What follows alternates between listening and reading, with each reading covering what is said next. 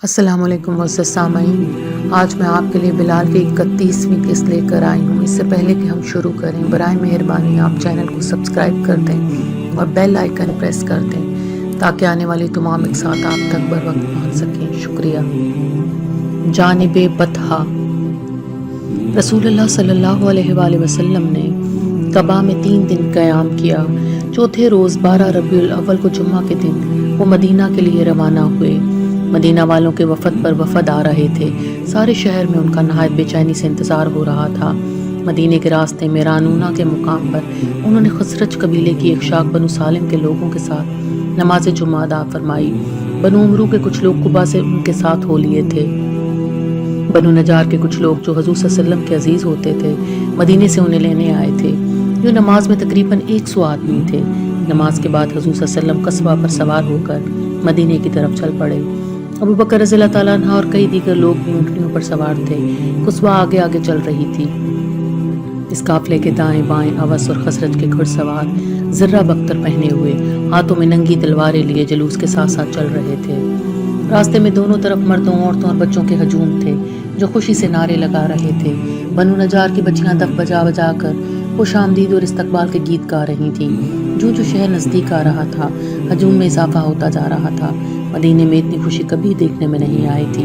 پھر چاروں طرف سے آوازیں آنے لگیں، حضور میرے یہاں قیام فرمائیے، مجھے سعادت بخشیے، حضور میرے یہاں رہیے، یا رسول اللہ مجھے خدمت کا موقع دیجیے، یا رسول اللہ مجھے مایوس نہ کیجیے گا۔ رسالت مآب صلی اللہ علیہ وسلم نے محسوس فرمایا کہ اگر انہوں نے کسی ایک کے حق میں فیصلہ دے دیا تو باقی لوگوں کی دل شکنی ہوگی، شہر میں چیمگوئیاں شروع ہو جائیں گی، لوگ سوچ بچار میں پڑ جائیں گے اور شہر ذہنی اعتبار سے منقسم ہو جائے گا۔ دعوت دینے والوں میں سب کے سب محبت اور عقیدت سے سرشار نہیں تھے۔ ان میں جہاں عبداللہ بن رواحہ رضی اللہ تعالیٰ عنہ جیسے سرفروش شامل تھے، وہاں چند منافق بھی تھے۔ سب سے زیادہ زور تو عبداللہ بن ابی دے رہا تھا۔ مدینے کا معنی ہوا ریاکار بلکہ رئیس المنافقین۔ اس نے بڑھ کر قصبہ کی مہار تھام لی، گویا وہ اللہ کے رسول صلی اللہ علیہ وسلم کو اپنی مرضی کے راستے پر لے جا سکتا تھا۔ کہنے لگا، مدینے میں میرا گھر سب سے خوبصورت ہے یا رسول اللہ، اس میں باغ بھی ہیں، شہر میں میرے یہاں سے اچھا کھانا کہیں نہیں پکتا۔ نبی کریم صلی اللہ علیہ وسلم کسی کی دل آزاری نہیں چاہتے تھے، مگر فیصلہ کیسے ہو؟ میں نے اکثر دیکھا ہے کہ وہ الجھے ہوئے معاملات کا بڑا آسان حل نکال لیا کرتے تھے۔ میں انہیں دیکھ رہا تھا۔ انہوں نے ہلکا سا تبسم فرمایا اور قصبہ کی گردن پر تھپکی دیتے ہوئے فرمانے لگے، میزبانوں کی تعداد اتنی بڑی ہے کہ میں کسی ایک کے حق میں فیصلہ نہیں کر سکتا۔ قصوہ نے میرے سفر ہجرت میں مجھ سے اتنی وفاداری کی ہے کہ میں فیصلہ اسی پر چھوڑتا ہوں۔ پھر انہوں نے اپنی چھڑی ہوا میں بلند کی اور فرمایا، قصبہ جہاں جا کر رکے گی میں وہیں قیام کروں گا اور وہیں اپنی مسجد تعمیر کروں گا۔ ہم سب اپنے نبی صلی اللہ علیہ وسلم کے پیچھے پیچھے چل پڑے۔ قصبہ جدھر جاتی ہم بھی جاتے، وہ جدھر مڑتی ہم بھی مڑتے۔ باغوں، کھجوروں کے جھنڈوں، گلیوں میں سے گزرتی ہوئی قصبہ بنو نجار کے محلے سے بھی گزر گئی، جہاں حضور صلی اللہ علیہ وسلم نے بچپن میں چند سال بسر کیے تھے۔ چلتے چلتے ایک جگہ پہنچ کر قصبہ رک گئی۔ میں نے چاروں طرف نظر دوڑائی، حضور صلی اللہ علیہ وسلم کے قیام اور مسجد کی مناسبت سے جگہ کا جائزہ لینے لگا۔ قصبہ کچھ دیر وہاں کھڑی رہی، زمین پر پڑا ایک پتا کھایا، ادھر ادھر دیکھا، کچھ سونگھا، اپنی ٹانگ کو کھجلایا، ایک قدم پیچھے ہٹی، پھر بیٹھنے کے لیے اپنی ٹانگیں دوہری کی، مگر حضور صلی اللہ علیہ وسلم نیچے نہیں اترے۔ بیٹھتے بیٹھتے وہ اچانک کھڑی ہو گئی اور پھر آہستہ آہستہ چلنے لگی۔ ہم سب بھی چل پڑے۔ اتنے میں پیچھے سے میرے کان میں آواز آئی، مڑ کے دیکھا تو عبداللہ بن ابی کہہ رہا تھا، وہ میری توقع سے زیادہ ہوشیار نکلے، اونٹنی کے فیصلے سے کس کی دل آزاری ہو سکتی ہے؟ قصبہ 2 قدم چلتی تھی تو میں 4۔ جب تک دنیا قائم ہے قصبہ زندہ رہے گی، اس لیے کہ قصبہ محمد کی اونٹنی تھی جس پر انہوں نے ہجرت فرمائی تھی۔ سفید رنگ، سوچتی ہوئی آنکھیں، بڑے بڑے نتنے، ستا ہوا جسم، قصبہ اپنی جنس میں خوبصورتی کا مرقع تھی۔ تھوڑی دور چل کر قصبہ واپس مڑی اور وہیں آ گئی جہاں اس نے پہلے بیٹھنے کا ارادہ کیا تھا۔ یہ چھوٹا سا میدان تھا جس کے کناروں پر کھجوروں کے 5 درخت تھے۔ ہم بہت غور سے قصبہ کی ہر حرکت کو دیکھ رہے تھے۔ آخر اسے ایک عظیم فیصلہ کرنا تھا۔ ہم سوچ رہے تھے کہ پتہ نہیں یہاں بھی وہ رکے گی یا نہیں۔ اتنے میں اس نے نہایت ڈرامائی انداز میں آہستہ آہستہ اپنے گھٹنے دوہرے کیے، ذرا آگے کو جھکی، پھر گردن اوپر اٹھائی، ایک طرف کو مڑی، زمین کو کچھ دیر سونگتی رہی، دم ہلا کر مکھیاں اڑائیں، ہلکی سی آواز میں بلبلائی، شمال کو یروشلم کی سمت دیکھا، پھر جھکی، مگر اس دفعہ اس نے اپنا سارا بوجھ زمین پر ڈال دیا۔ اس بار حضور صلی اللہ علیہ وسلم نیچے اترے اور انہوں نے بآواز بلند اعلان فرمایا، میں یہاں رہوں گا، یہی میری مسجد بنے گی اور میں یہیں دفن ہوں گا۔ قصوہ جس جگہ پر بیٹھی تھی وہ بنو نجار کے محلے کا ایک احاطہ تھا۔ بنو نجار محمد صلی اللہ علیہ وسلم کے ننیالی عزیز تھے۔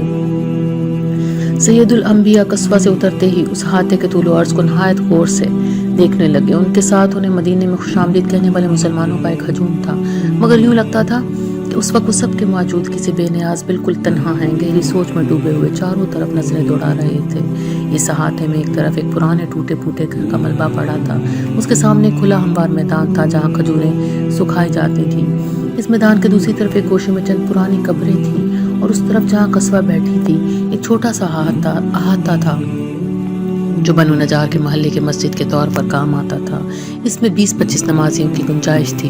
جگہ جگہ کھجوروں کے درخت لگے ہوئے تھے، کہیں کہیں خاردار جنگلی جھاڑیاں اگی ہوئی تھیں۔ سب کی نظریں حضور صلی اللہ علیہ وسلم کے روئے مبارک پر جمی ہوئی تھیں۔ ہر شخص خاموش تھا۔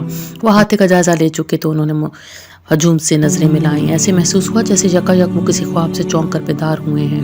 حاضرین نے اپنی توجہ ان کی طرف کر لی تو سب ایک ایک 2 قدم ان کے قریب آ گئے۔ آپ نے دریافت فرمایا کہ یہ جگہ کس کی ہے؟ ایک شخص نے جواب دیا کہ رافع بن عمرو رضی اللہ تعالیٰ عنہ کے بیٹوں سہل رضی اللہ تعالیٰ عنہ اور سہیل رضی اللہ تعالیٰ عنہ کی ملکیت ہے، اور یہ دونوں بھائی خزرج کے سعد بن زرارہ رضی اللہ تعالیٰ عنہ کی سرپرستی میں ہیں۔ یہاں یہ نماز کی جگہ سعد نے بنا رکھی ہے۔ سعد رضی اللہ تعالیٰ عنہ کچھ فاصلے پر کھڑے تھے، اپنا نام سن کر آگے بڑھے تو آپ نے انہیں اپنے پاس بلا لیا اور فرمایا کہ اس احاطے کے وارثوں سے اس کی قیمت طے کروا دیں۔ سہل رضی اللہ تعالیٰ عنہ اور سہیل رضی اللہ تعالیٰ عنہ بھی وہیں موجود تھے۔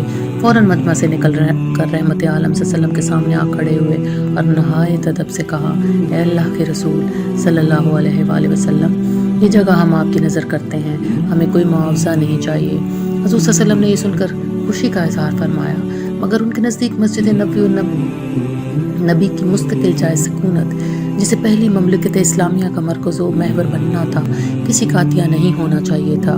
ہجرت وہ سنجیدہ اور تاریخ ساز واقعہ تھا کہ آپ نے ابو بکر رضی اللہ تعالیٰ عنہ کی بے حد مخلصانہ اور مؤدبانہ درخواست کے باوجود قصبہ کی قیمت ادا کرنے پر اصرار فرمایا تھا۔ چنانچہ سعد رضی اللہ تعالیٰ عنہ کی مدد سے احاطے کی قیمت طے کر کے چکا دی گئی۔ قیمت کی ادائیگی کے دوران میں ابو ایوب خالد رضی اللہ تعالیٰ عنہ قصبہ کی طرف بڑھے اور اس پر لدا ہوا حضور صلی اللہ علیہ وسلم کا سامان اتار کر اپنے گھر لے گئے، جس احاطے سے بالکل متصل تھا۔ یہ وہی ابو ایوب انصاری تھے جنہوں نے دوسری بیعت عقبہ میں اپنے قبیلے والوں میں سب سے پہلے بیعت کی سعادت حاصل کی تھی۔ اس وقت بھی چند لوگوں نے رسول کریم صلی اللہ علیہ وسلم کو اپنے یہاں قیام کی دعوت دی، لیکن انہوں نے مسکرا کر فرمایا کہ انسان کو اپنے سامان کے ساتھ ہی رہنا چاہیے۔ یہ کہہ کر وہ ابو ایوب رضی اللہ تعالیٰ عنہ انصاری کے ہمراہ ان کے گھر تشریف لے گئے۔ یہاں ابو ایوب نے اپنے مکان کی نچلی منزل ان کے لیے خالی کر دی اور خود اوپر کی منزل میں منتقل ہو گئے۔ سعد بن زرارہ رضی اللہ تعالیٰ عنہ کا گھر بھی قریب تھا، وہ قصبہ کو اپنے گھر کے احاطے میں لے گئے۔